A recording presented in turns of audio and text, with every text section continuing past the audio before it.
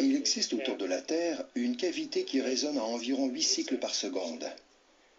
Cette cavité est comprise dans l'espace entre le sol que nous foulons et l'ionosphère.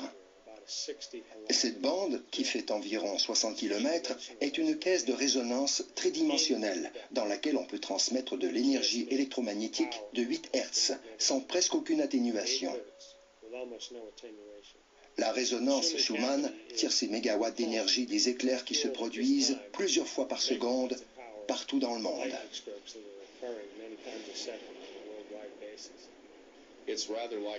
C'est à peu près comme un enfant qui tiendrait un ballon retenu par une corde. Tesla était si créatif qu'il projetait d'utiliser son émetteur d'énergie pour frapper le ballon d'électricité avec une pulsation électrique qui répartirait cette énergie dans l'ionosphère. Et au moment précis où l'énergie arriverait de l'autre côté de la Terre, Tesla aurait envoyé une autre pulsation électrique, et ainsi de suite, jusqu'à ce que l'énergie accumulée devienne si importante qu'elle puisse être captée par une antenne appropriée. Tesla avait le projet de distribuer l'électricité à tous les humains de la Terre. À l'époque, il y avait 2 ou 3 milliards d'humains sur la Terre qui, le soir venu, vivaient dans le noir. Nous avions l'électricité, mais les gens pauvres n'en disposaient pas. Tesla avait constaté que le monde était divisé en deux, ceux qui avaient accès à l'électricité et ceux qui n'y avaient pas accès, et il voulait que tous, sans exception, reçoivent l'électricité en cadeau. C'est à Colorado Springs que Tesla met au point la technologie qui lui permet de produire des courants à très haute tension. Lorsqu'il met l'interrupteur en marche, les éclairs qui apparaissent dans son laboratoire sont retransmis à l'antenne et à la boule de cuivre qui la surmonte. D'immenses éclairs bleus s'échappent alors vers le ciel et atteignent plus de 30 mètres. Le tonnerre provoqué par ces éclairs s'entend à 25 km à la ronde. Pour Tesla, c'est un couronnement, de la foudre fabriquée par l'homme. À Colorado Springs, il avait un transformateur de 56 kVA que George Westinghouse lui avait donné et qui pouvait atteindre 55 000 volts. Il s'est servi d'un émetteur pour augmenter la puissance de ce transformateur et a si bien réussi qu'il a fait sauter quelques génératrices de la centrale de Colorado Springs, située à 40 km plus loin.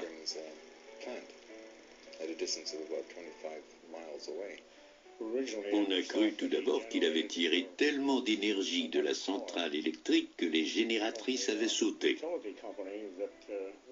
Mais aujourd'hui, on pense plutôt qu'il avait capté de l'énergie dans l'air ambiant, à haute altitude, et que cette énergie a été reconduite dans ces génératrices. Comme on ne peut pas réintroduire de l'énergie électrique dans des génératrices sans faire fondre les circuits, bref, on a refusé de leur vendre de l'électricité tant que Tesla et son assistant n'auraient pas réparé les génératrices.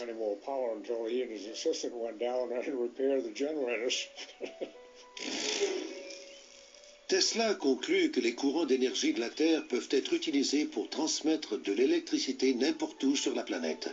Dans des expériences de laboratoire, il démontre que des ampoules électriques sans fil peuvent être alimentées par une source d'énergie située à plusieurs kilomètres du laboratoire. Ces expériences ouvrent la porte à une multitude de possibilités beaucoup plus sinistres. La fréquence des ondes alpha du cerveau humain se situe entre 6 et 8 Hz.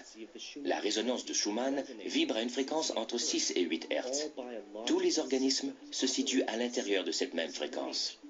Donc, le cerveau, la Terre et tous les organismes vivants ont la même résonance électrique, entre 6 et 8 Hz. En contrôlant cette fameuse fréquence de façon électronique, on peut influencer les ondes cérébrales de l'humanité entière.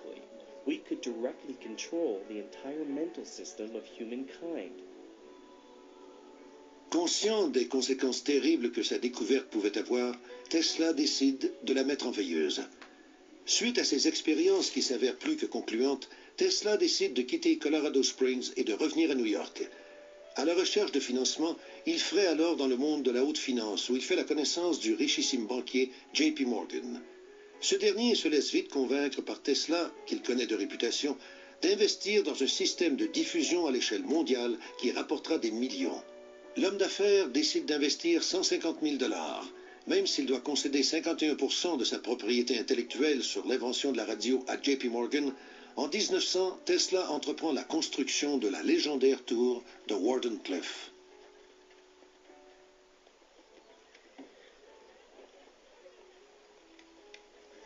Tesla voulait prouver que l'énergie était par onde radio. Tesla avait convaincu ses investisseurs, mais c'était l'électricité qui l'intéressait avant tout. Alors que la tour est en construction, Tesla apprend que Guglielmo Marconi vient de retransmettre des ondes radio à travers l'Atlantique. Morgan menace de se retirer du projet.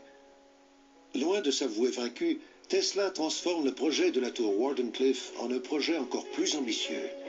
Il convainc Morgan qu'il peut ériger un système de tours qui lui permettra de capter l'énergie de l'ionosphère. Ces antennes géantes rendront possible la réalisation de son vieux rêve, celui de pouvoir transmettre l'électricité sans fil partout dans le monde, en d'autres mots, de l'énergie gratuite pour tous.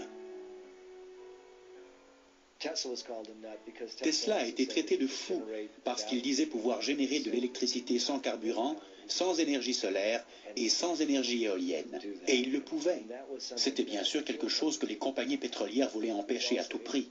Tesla était aussi capable de transmettre de l'énergie électrique sans fil à travers l'atmosphère. Morgan a mis fin au projet lorsque les conséquences commerciales sont apparues. Ne voyant aucun profit à retirer des installations de Tesla et convaincu que Marconi monopoliserait la radio, Morgan se retire. Ironiquement, 40 ans plus tard, la Cour suprême des États-Unis déclare que Marconi s'est servi des brevets déjà détenus par Tesla pour mettre au point sa technologie de la radio.